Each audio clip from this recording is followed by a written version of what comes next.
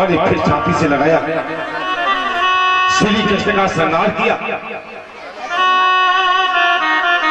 रास्ते के लिए कुछ भोजन बांध के रखा, थोड़ा माखन रख दिया।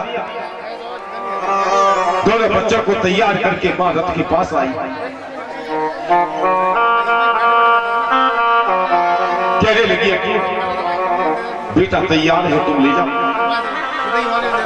लेकिन जाने से पहले अक्रूर एक बात याद रखना, मेरा एक छोटा सा संदेश देवकी से ये कहना कि हे देवकी, तुम सिर्फ बच्चों को जन्म देना जानती हो, बच्चे पाले कैसे जाते तुम नहीं जानते। तेरे बेटा को मैंने पाला है, इसकी एक एक आदत से परिचित हूं मैं। सवेरा होता है, ये मेवा नहीं खाता, मिष्ठान नहीं खाता, सुबह होते ही हाथ फैला के माखन मांगता है। और यदि कहीं माखन के लिए मथुरा में मेरा कन्हैया हट करे तो देवकी से कहना मेरे लाला को डांटे नहीं, खबर कर दे तो छक्करे भर भर के माखन भिजवा दूंगी। तो एक बात है ना कि हे देवकी, यशोदा ने तेरे बेटा को तेरा बेटा समझ के नहीं, अपना बेटा समझ के पाला है। और उस प्यार में कहीं मैंने तेरे बेटा को डांटा हो, मारा हो, पीटा हो, तो देवकी से कहना मेरे अपराध को क्षमा कर दे।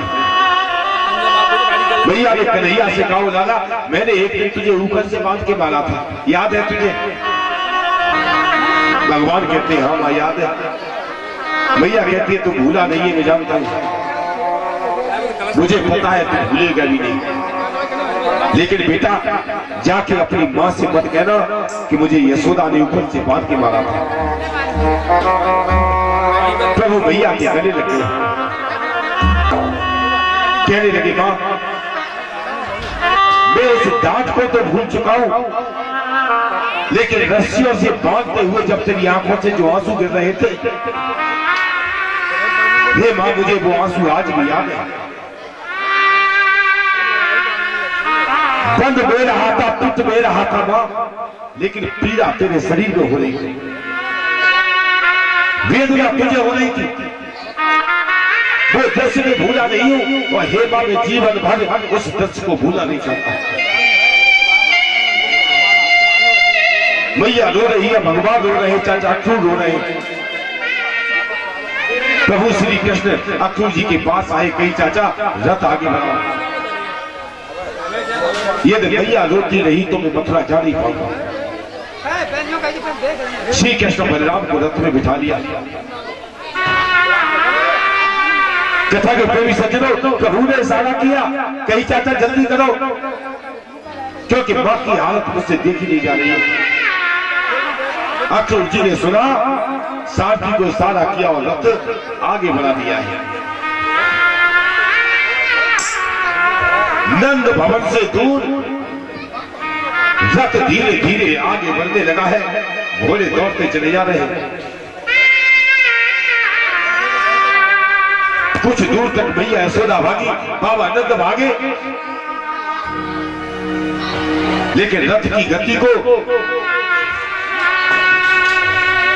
दौड़कर भी पकड़ नहीं पाए, रथ को पास नहीं पहुंच पाए। मैया रोती रह गई, बाबा रोते रह गए। श्री कृष्ण बलराम रथ को लेके आगे बढ़ाए। साथी रथ हाँक रहा है, और जिस समय जंगल के रास्ते रथ निकल रहा था, अचानक सारथी ने रथ को रोक दिया। अक्रूर जी ने मन में सोचा क्या हुआ, क्या कंस के सिपाहियों ने रास्ता घेर लिया? तलवार लेके रथ के आगे आए, वो आगे आए तो अक्रूर जी ने देखा कि ब्रज की गोपिकाएं रास्ता घेरे लेटी हुई। लज्जित हो गए अक्रूर जी, तलवार म्यान में करने लगे।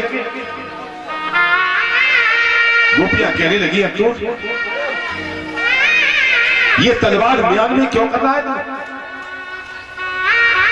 तलवार को म्यान से बाहर निकाल, अब तो तलवार का काम है ही। अरे दोस्तों, तू नहीं जानता कि श्री कृष्ण बलराम हमारे प्राण हैं, और शरीर से जब प्राण निकल जाते हैं तो शरीर का कोई अस्तित्व होता नहीं है, फिर तो उसे आग के हवाले कर दिया जाता है। एक काम कर, जब प्राण तेरे कब्जे में है तो अपने रथ के पहियों से हमारे शरीर को चल दे या अपनी तलवार से हमारे शरीर के टुकड़े टुकड़े कर दे। अरे तेरा नाम अक्रूर किसने रख दिया?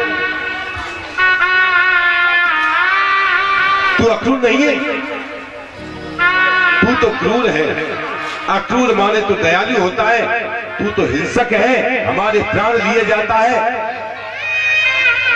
अक्रूर जी लज्जित हो गए। प्रभु श्री कृष्ण रथ से नीचे उतर के आए, गोपिकाओं के हाथ जोड़े, कहा देवी इसमें चाचा अक्रूर का कोई दोष नहीं, मथुरा में अपनी मर्जी से जा रहा हूं। कंस राज ने धनुष यज्ञ किया है, धनुष यज्ञ देखकर थोड़े समय के बाद फिर आ जाऊंगा। और जब प्रभु ने यह कहा कि मैं अपनी मर्जी से जा रहा हूं, गोपिकाओं ने रास्ता छोड़ दिया। ये क्या है? भक्ति की पराकाष्ठा। भगवान आदेश करे और भक्त न माने तो वो भक्त नहीं है। भगवान के आदेश को एक बार में स्वीकार कर ले वो भक्त है। गोपिकाओं ने आदेश मान लिया। भगवान ने चारों तरफ देखा, राधा जी दिखाई नहीं दे रही है, एक पेड़ के नीचे खड़ी है। प्रभु धीरे धीरे राधा के पास आए,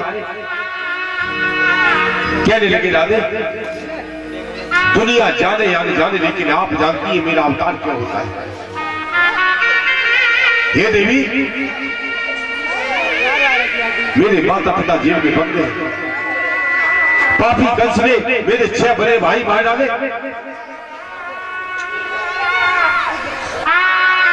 और जब तक इस संसार में जरासंध, शिशुपाल, कंस जैसी शक्तियां जिंदा रहेंगी, धर्म की स्थापना हो नहीं पाएगी। हे राधे, दुनिया जानती है कि राधा और कृष्ण एक है, शरीर अलग अलग है। जो मेरे मन का भाव है तुम जानती हो, तुम्हारे मन का मैं जानता हूं। क्या मुझे जाने की आज्ञा नहीं दोगी राधा? राधा ने पांव छुए, कहीं प्रभु जाइए। भगवान कहने लगे राधे जिंदगी में एक बार लौट के जरूर तेरे पास आऊंगा, कब आऊंगा ये पता नहीं है,